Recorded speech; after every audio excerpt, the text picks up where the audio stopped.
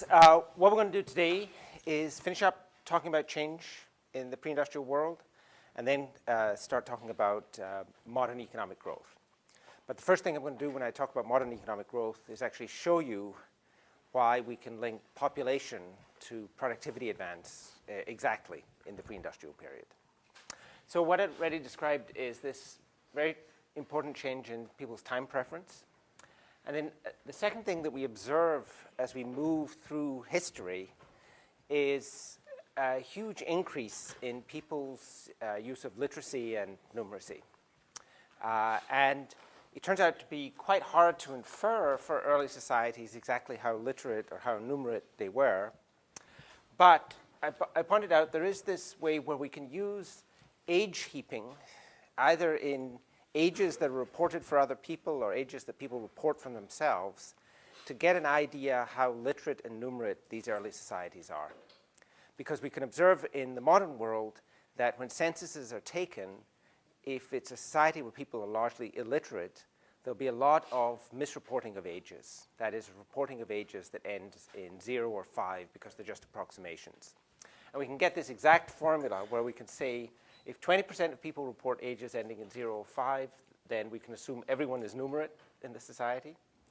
If 100% of people report ages ending in 0 or 5, then this formula will then show to be 100, and it'll show that everyone is innumerate, right? And so we can actually, and now some people have started doing this on a very large scale to try and look at early societies and at this progression. So in the book, I just give some examples of this phenomena. And so the first one is from ancient Roman tombstones. And so that concerns the rich, the upper classes of ancient Rome. And the evidence for those tombstones is that 40 to 50% of the people who were buried in ancient Rome, their relatives didn't know what age they were. Okay? And I pointed out that that actually shows up in another way, in the sense that they are buried with fantastical ages recorded. Ages of 120, when probably the maximum age of death in that society would be 90 to 95. And that would be for very few people, but they are reporting lots of 100-year-olds, 110-year-olds. And so really, they amazingly, even the upper classes in the Roman world are actually living in this society where number doesn't seem to mean the same to them as it does to us. The other evidence we get is for medieval England. When a tenant of the king died, there had to be this Inquisition, the Inquisition post-mortem. And one of the things that Inquisition was intended to establish was the heir above legal age. And so the Inquisition's post-mortem then gave the ages that are quoted for the heirs of these rich landholders. And it's estimated from that 61% of them people did not actually know their age. Okay? And these are relatively young people. Age awareness declines as you get older. It's easier to mess up as you get older. So we're typically talking here about people in the age range of 10 to 40, where in medieval England, as I say, 61% of the upper classes did not actually know what age they were in this society. That concerns the rich. There's a famous census of Florence that was done in 1427, and very elaborate census. And from that, we can actually infer again what the levels of literacy were in the city of Florence, in the countryside around Florence, and that's for the entire population. And so at the height of the Renaissance, in Florence, only about 30 to 50% of people did not know their age in that world, right? And so if you go to and see the architectural monuments of Florence at that time, it'll be surprising to you that this was a society where a large fraction of people did not even know what age they were. And what's interesting is that we can get the same information from local censuses done in England in 1800. And at the eve of the Industrial Revolution, if you take the entire population there, only something like 6 to 30% of people didn't know their age. There are censuses of things like paupers, where most of the paupers in England around 1800 actually knew what age they were. And so you can see that something is changing in this world, right? You're going from a world where the upper classes don't know how old they are to a world where the poor by 1800 actually have some kind of numerical awareness. And so there's this underlying change that's occurring, and there's a lot of debate about, was that a product of the Protestant Reformation? You know, was it the product of a new religious affiliations? Was it the product of a scientific revolution in the society, of the Enlightenment, of an intellectual movement which gradually spread down through the society? But what's interesting here in the book, I argue, is it may just be a product of survival of the richest in the sense that the most literate and numerate people in the pre-industrial world were actually the ones whose children were surviving. And typically, literate people educate their children. And so there was just another automatic mechanism within this society where there was this continual upward pressure on numeracy and literacy rates just by the changing composition of the population within each generation. The other way that innumeracy shows up in this early world is that people don't seem to have the idea of using numbers to represent the world in any exact way. They use numbers as a kind of poetry in these early societies. And so if you get these early histories, medieval histories, will often quote numbers.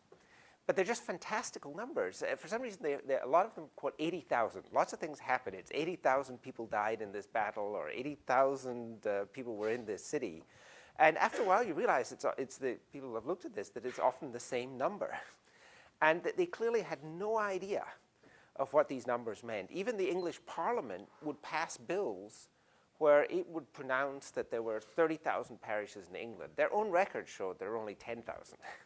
Now, on the other hand, of course, if we used Congress in modern America to try and judge numeracy and literacy in modern America, you might have your doubts. But it's interesting that they just don't seem to have this concept of actual exact use of numbers to represent the world. And it's something that somehow people became precise. And so someone has described the chronic vagueness of the medieval mind. There seemed to be this greater increase in precision, in use of numbers. And we'll see that, the Industrial Revolution is a product of advancing knowledge.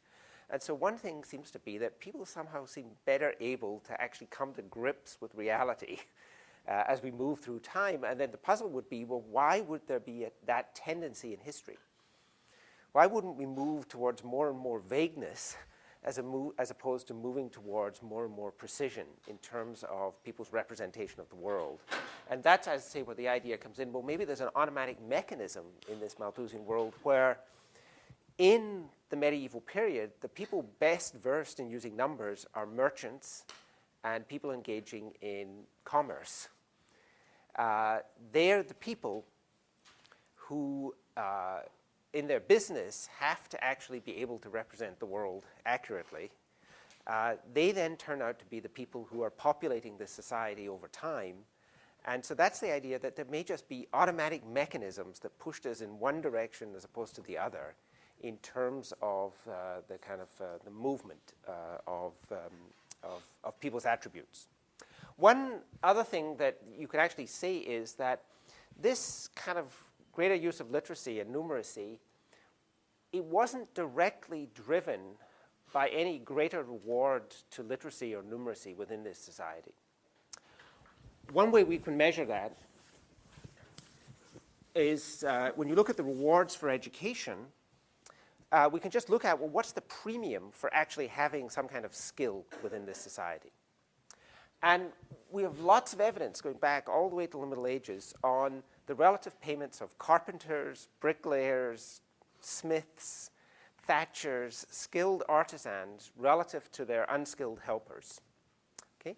And so we can actually form a ratio, which is the wage of a carpenter relative to the wage of a laborer.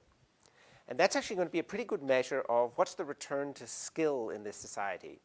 Because typically, to become a carpenter, you were notionally at least supposed to serve a 7-year apprenticeship. And typically, your parents would have to pay something to the master in order to take you in. And again, there's all these interesting links to the past. Why do we think of 21, or why was 21 often thought of as the age that you became an adult? The answer is because there were these 7-year apprenticeships, and people would typically begin at age 14. And so that was the age you would actually leave your parents' homes, go to London, go to the city or something like that to acquire a skill.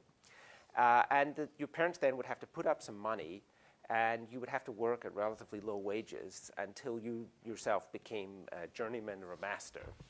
And so we can actually measure, well, what's the premium in these societies towards acquiring these skills? And the answer for England around 1300 is that that ratio is about 2 or 2 1/4. That is, carpenters got paid more than double what their laborers got paid. By 1800, that ratio is down to something like 1.5. We think, as I say, that the modern world was created by people who had more education, more knowledge, more skills. But the interesting thing is that in the market in this pre-industrial society, the premium being paid to people to acquire skills is actually declining as we move towards the modern world. And in fact, it's a general phenomena that very poor societies have these very high skill premia. But the interesting question is that a product of demand or supply? It actually seems to mainly reflect very poor supply in these early societies. That is, that this wage premium is very high in medieval England because it's very hard to persuade people to undertake the training to acquire skills in this world. And what's happening is that somehow over time, people are at much less of a reward are actually willing to undertake the tasks of acquiring skills. By the way, we can still measure that premium. It turns out that, I mean, things like carpentry really haven't changed that much since the time of Jesus Christ. And you know, the medieval carpenter had a lot of the same skills as modern carpenters. The only difference is that now we have power tools, right? But other than that, a lot of the tasks are actually surprisingly similar if you look at the building industry over time. What is that premium now in something like 2000 in England? The answer is it's something like 1.3. And that's going to be interesting when we come and look at the Industrial Revolution. Somehow, we've moved to a world where knowledge and skills seem to be the foundation of modern economic growth. But the interesting thing is it's a world where the rewards at that level to knowledge and skills have actually, over this long run, have actually declined. Now, we've seen actually in modern America recently there's been a huge increase in the premiums paid for skills, but that's actually been very much at the high end of the distribution. It's at financiers, very high managers, stuff like that. If you actually look, as I say, at these basic tasks within the society, the interesting thing is that actually we have to pay people relatively very little in order to acquire these skills.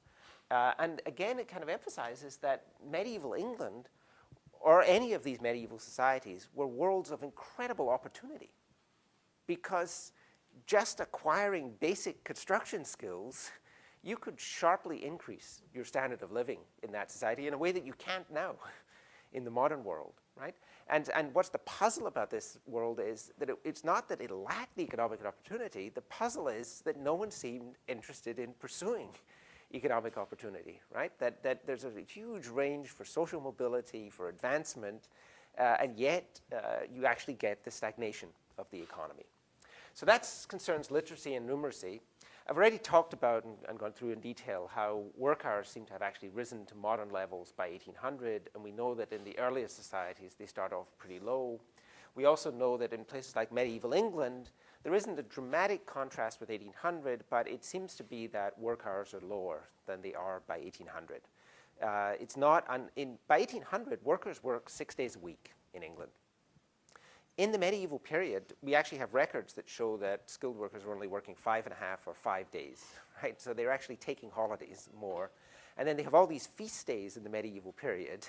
And so it's uncertain, but there seems to be, again, this kind of movement upwards in the amount of work that people are doing. And then the last element is violence, right? And so we already saw that interpersonal violence, kind of unsanctioned violence, declines quite substantially as you move from the early world to the modern world. Again, there's this global trend. It's also the case though, that official violence in these societies has also shown this marked decline over time. So if you look at, for example, the Roman world, it's unbelievably bloody. I mean, when you read the descriptions of the ordinary life in the Roman world, it's just amazing. And so they had judicial killing of criminals in the amphitheater by having them devoured by wild animals or attack each other until they killed each other. I mean, it's just a part and parcel. And you'd get your picnic, you go to the Colosseum, you'd see people torn limb from limb, right? It would just be like picnic day here, except, you know, you've got the broken bodies of people splattered around the amphitheater. It's amazing just how, and that, as I say, some of that is official judicial violence within the society. It's all sanctioned, or they like to see animals tear each other apart in this period. In medieval England, again, I mentioned that you get, you know, the official sanction for treason is to be strangled lightly, then have your entrails cut out while you're still alive, then have them burned in front of you, then have your head chopped off, then have your body divided into quarters and hung in iron cages in different parts of the crossroads as a warning to other people not to do this, right? These, again, are societies of incredible kind of violence and appetite for violence also. And even in the 17th century, executions are a popular sport, right? And they're a big feast and a day in London. You could always get a good crowd at an execution. The pattern in London actually was that when the condemned was taken from the prison, they would ride in a cart through the city with the hangman, and they would actually stop in pubs along the way, and it was traditional to buy the hangman a drink. And, you know, you drink with the guy who's going to kill you, and then you proceed out to the gallows. Sometimes the hangman got drunk, wasn't able to do the job properly. If it's a popular criminal, sometimes the crowd would actually attack. They had to have militia guarding the gallows. If it's an unpopular criminal, you know, the crowd is baying for blood. As I say, this is just an ordinary spectacle of the 17th century in England, and it's just amazing how much our attitudes to violence have changed over time, right? As I say, this is not the unsanctioned violence, this is the official violence of the society. There's a nice book, I'll send out an email with you with the link, which is a beautiful book, which I think it's just a day in the life of the Netherlands in 1569, which is these wonderful illustrations of how people lived in this period. It shows houses, markets, all of these things beautifully illustrated. You turn a page, and it has a whole set of pages of torture instruments. It was just part and parcel of ordinary life with these gruesome machines for inflicting judicial torture on people, which was sanctioned by the judicial system in this period. And so, as I say, it's astonishing, their appetite for violence. There's another book, I'll send out an email with this as well, which is about a Dutch East India ship which got wrecked on some reefs off the coast of Australia in the early 17th century. And there was a mutiny. And eventually, the mutineers were hunted down and caught, and they were brought to Batavia, which was the headquarters of the Dutch in Indonesia. And when they were found guilty, they were ordered to be broken at the wheel. That's an official judicial punishment. It consists of taking the person and breaking all of the bones in their body so that you can actually arrange them around a cartwheel, and then hanging them up there in this condition until they die. As I say, this was an official, judicially sanctioned punishment, and just the ingenuity and cruelty of these people is just hard to fathom, okay? And so, as I say, that's one other remarkable thing about human progress as we've moved from these early societies to later societies, was just the move from a society of incredible violence to ones of much more restraint judicially. And you can actually see this process occurring in Britain just about the time of the Industrial Revolution. So that, for example, in 1789 was actually when Britain officially ended burning at the stake. as a punishment for various crimes. So if a wife killed her husband, that was actually petty treason and was punishable by being burned at the stake, in England legally, at least in theory, up until 1789. Forging coin was also punishable by burning at the stake. In 1832, they ended the practice of hanging the bodies of criminals at crossroads as a warning to others after they'd been executed. In 1835 in England, they ended bull and bear baiting. And in 1869, they actually ended public executions. And so you can actually see that for whatever reasons, at the time that economic growth began, there are these quite amazing changes in terms of people's appetite or interest in violence. Just one last kind of oddity is in London, the main hospital for the insane was Bedlam. Up until in the 18th century, it was a popular Sunday amusement to go to the hospital to watch the insane. It was like going to the zoo for us. Okay? And in Bedlam, in 1764, the hospital governors had to hire 4 policemen and 4 assistants to patrol the galleries on holidays because of the rowdiness of some of the public coming in to look at these in. But they up to that time, they didn't think about the possibility you might not want to do this, right? And afterwards, by 1770, they had instituted a system of admission tickets to get in to see the insane, which was to limit the crowds of people. And as I say, I mean, it just seems to us just kind of inconceivable cruelty. Why would you have this as a kind of as a popular sport in this period? And so, I mean, there have been, as I say, these profound changes again in people's attitudes to things like violence as we've moved over time. Question? Where the term Bedlam comes from? Yeah. Oh, yeah. No. So it's actually, I think, I may be wrong about this, but I think it's a shortening of Bethlehem or something like that. Is Bedlam was then the hospital there. Yeah.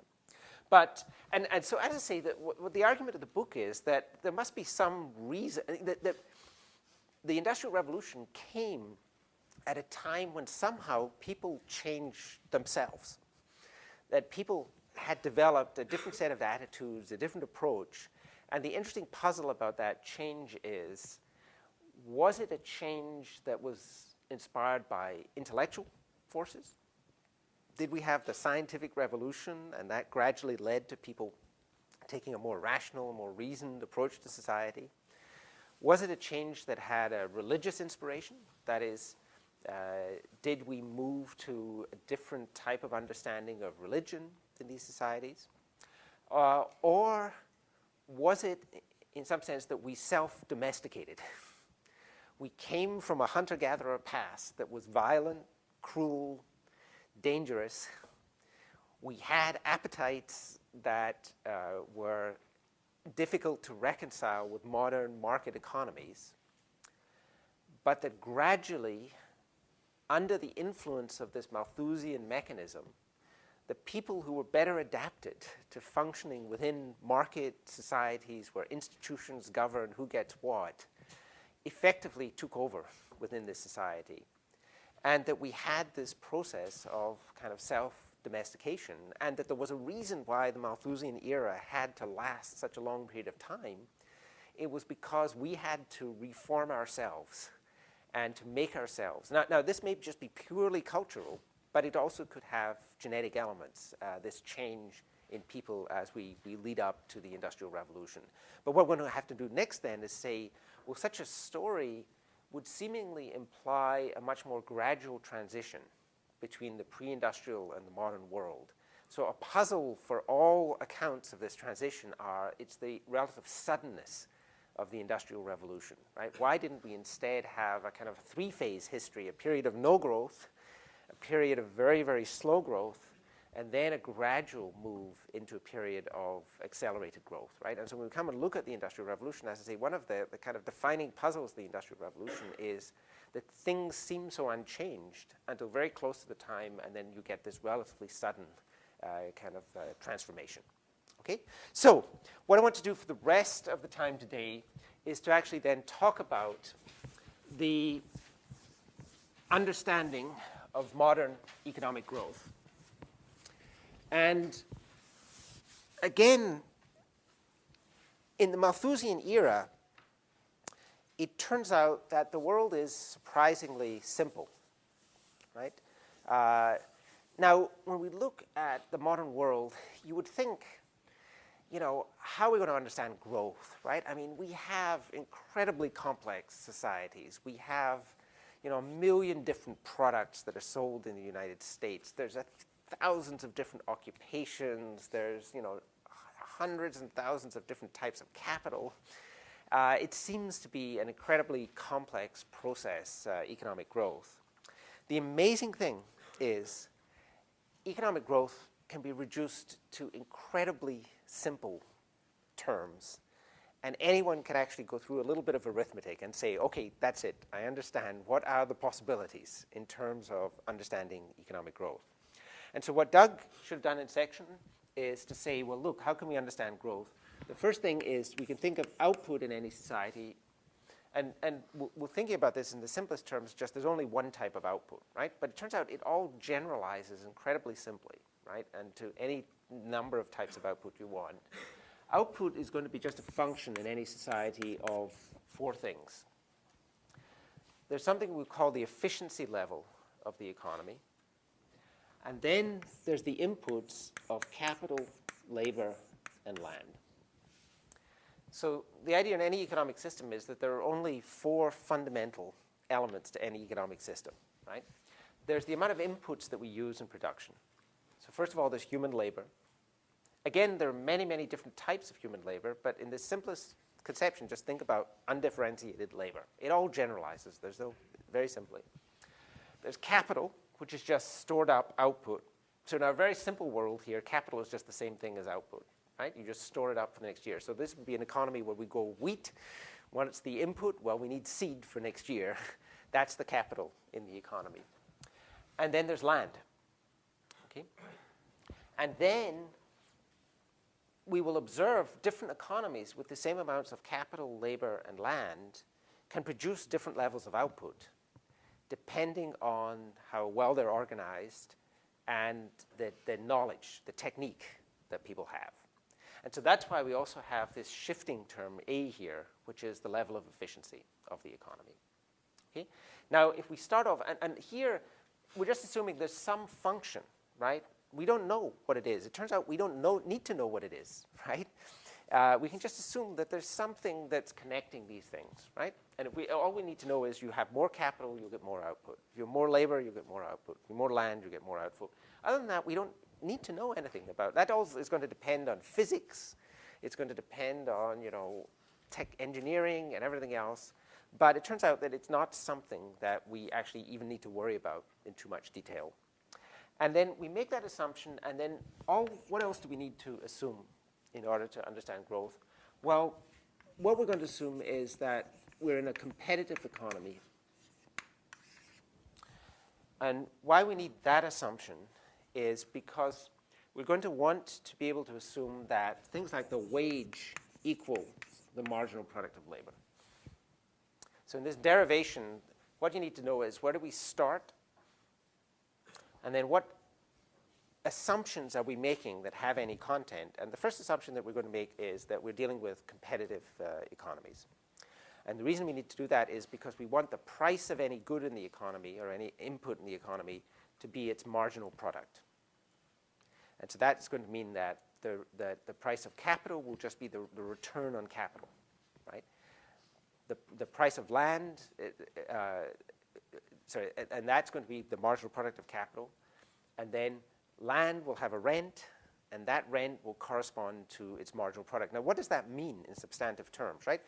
You know, sometimes when you're more kind of modeling, you might think, will anyone miss me when I'm gone? Well, in economic terms, in a competitive economy, how much the economy will miss you when you're gone is simply your wage, right? Because your wage will be your marginal product. Your marginal product is the amount that output in that society was increased by you being there as opposed to you not being there, right? If you get paid $10 an hour, it says society's not going to care that much if you're not here anymore, right? If you paid in a competitive economy $1,000 an hour, it means society's going to care a lot if you're not there, right?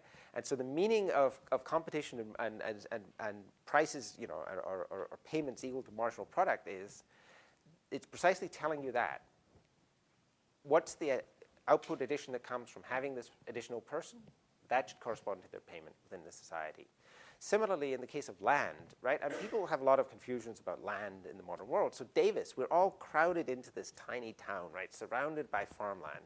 And people talk about, well, we can't take that precious agricultural land. Well, what is the rental value of farmland around about Davis? I think it's in the nature of hundreds of dollars per acre per year.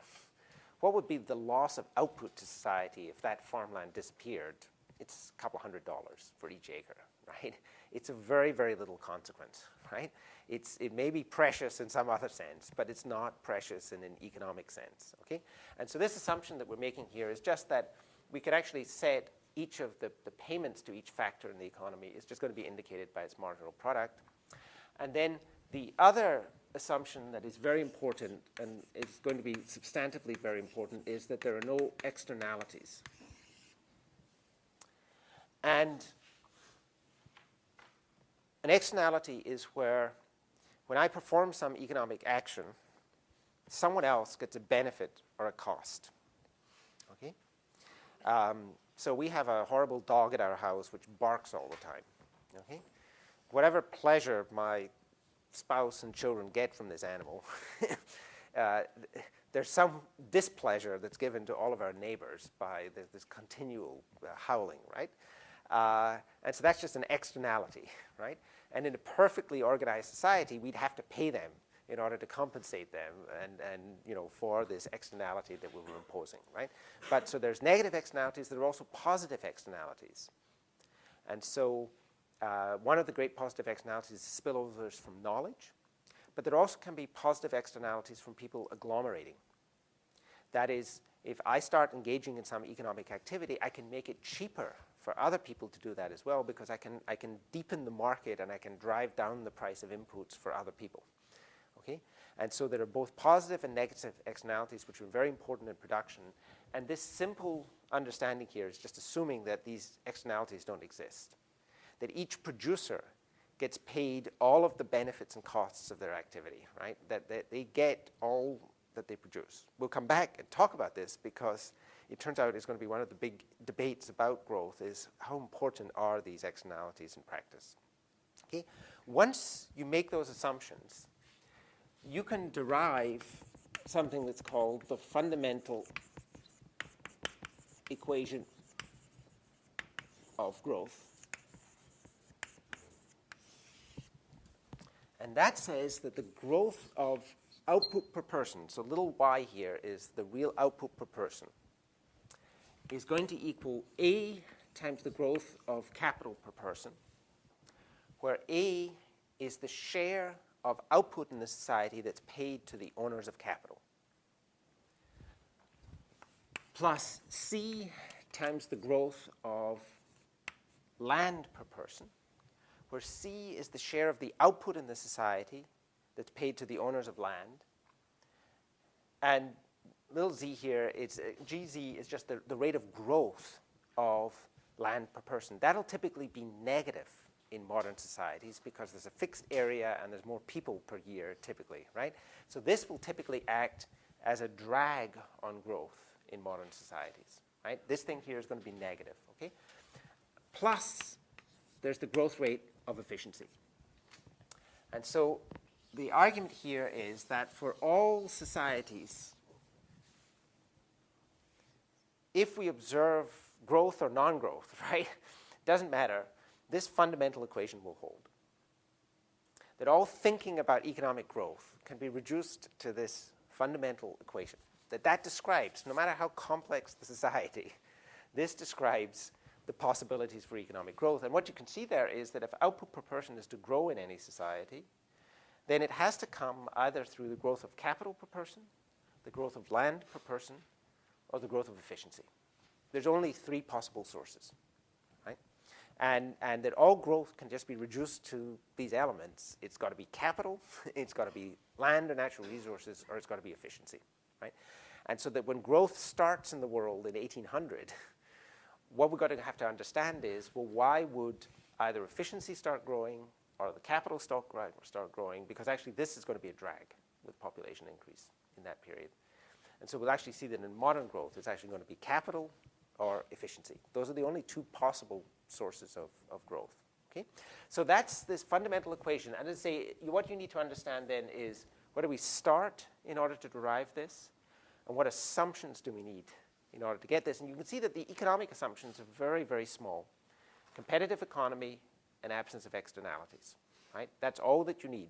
You don't need to say anything really about production. Right?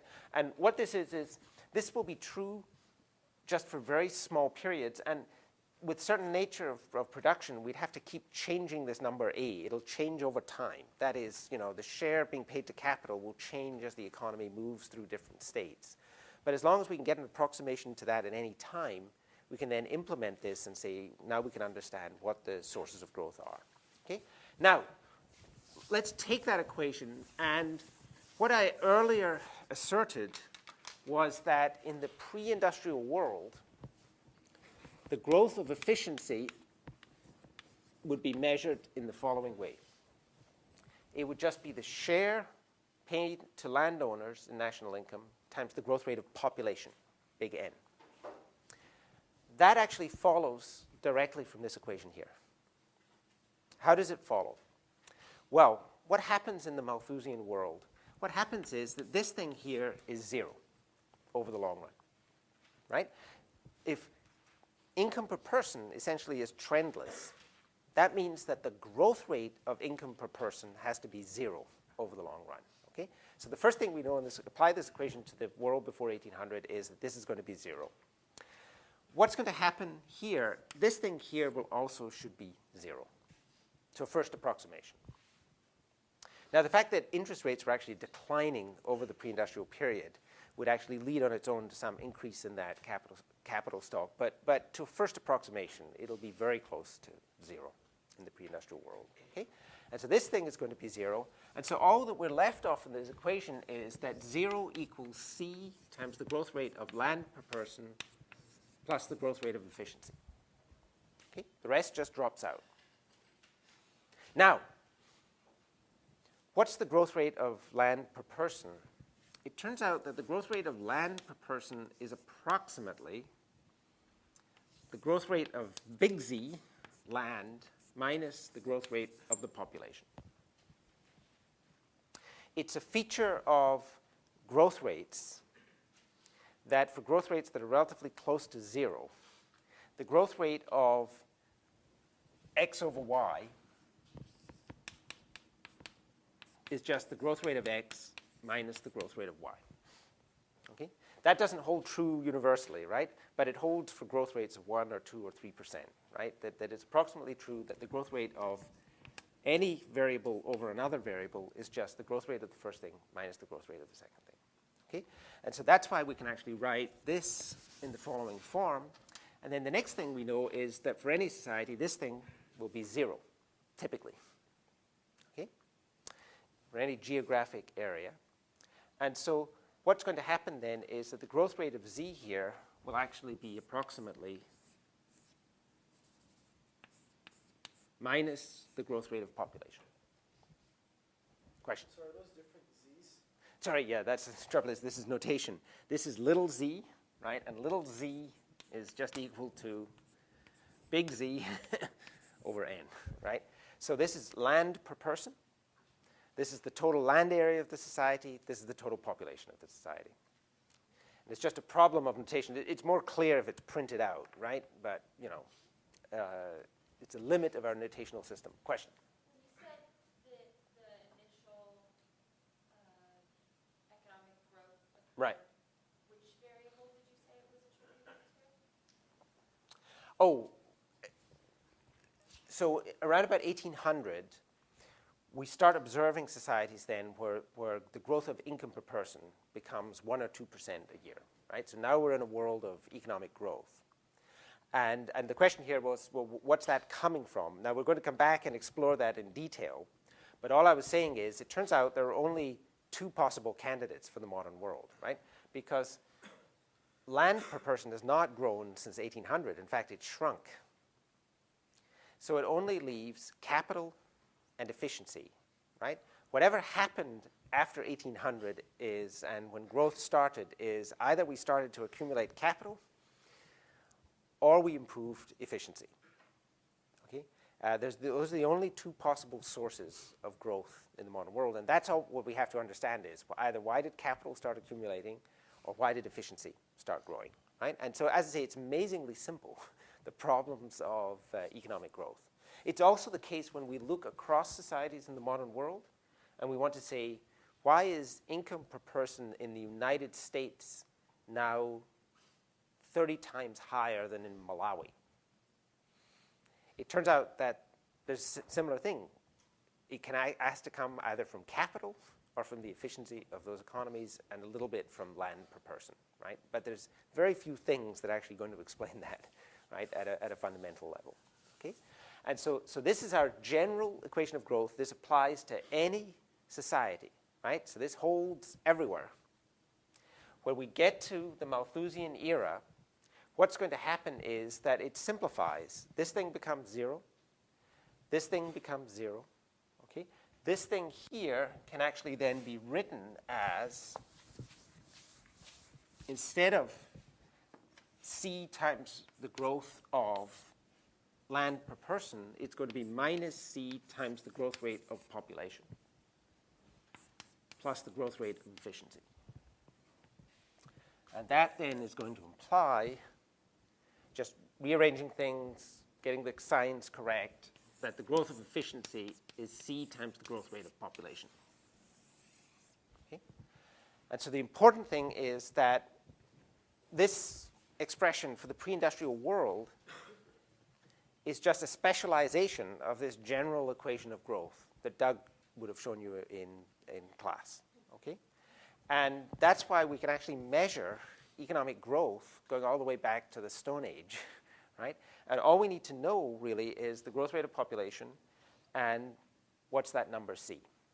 And as I say, the plausible numbers for C are between 0.2 and 0.25 for the pre-industrial world. Okay? So that's growth in the pre-industrial world, right? And as I say, I mean, the amazing thing here is how simple, right, the world is, right? That there really is this kind of fundamental simplicity, right, to a lot of stuff in the world. Okay, so that's what happens in the pre-industrial world. Now let's think about what happens when we get to the modern world. What's going to happen with this expression here? Well, it turns out that as soon as the Industrial Revolution began, one of the things that started happening very quickly in England was that the share of income being paid to landowners began to decline very quickly. And that actually destroyed the landed classes in England, because previously they'd been receiving a fifth of the income of society. By 100 years after the Industrial Revolution, they were down to receiving about 1 or 2% of the income of society. And now the share of actual farmland in income in England is something like 0.2%, right? 2,000th of all income in England actually goes to the owners of land in that sense. There's also another source of land rents, which is the site value of land in urban areas. Okay? So if you buy a house in, North Dakota, mainly what you pay for the house is the value of the structure. The land is largely worthless. If you buy a house in San Francisco, a lot of what you're paying for is not the house, it's actually the ground that it's sitting on. And so in cities, in modern cities, land often has this important site value.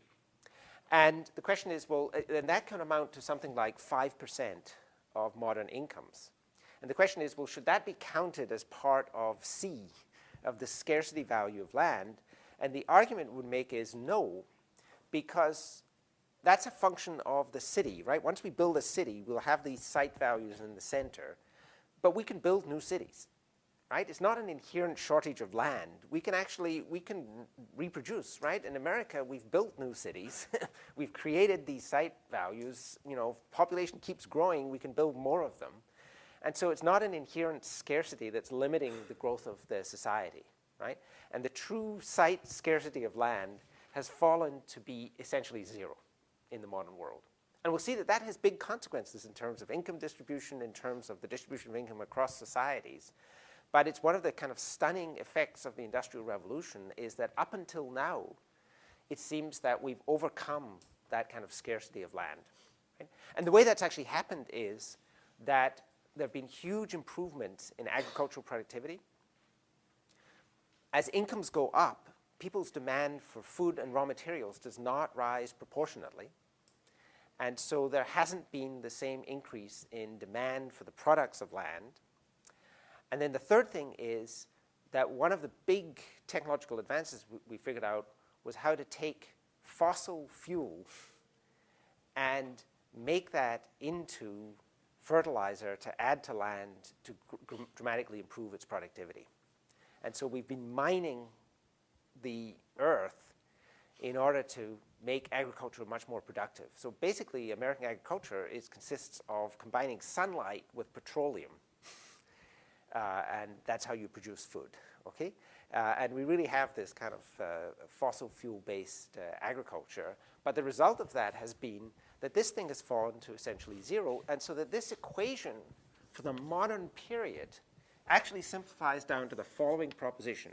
In any modern society, the growth of income per person has just two sources. There's the growth of efficiency, and there's the accumulation of capital. Okay? And that's all that there is to modern growth, right?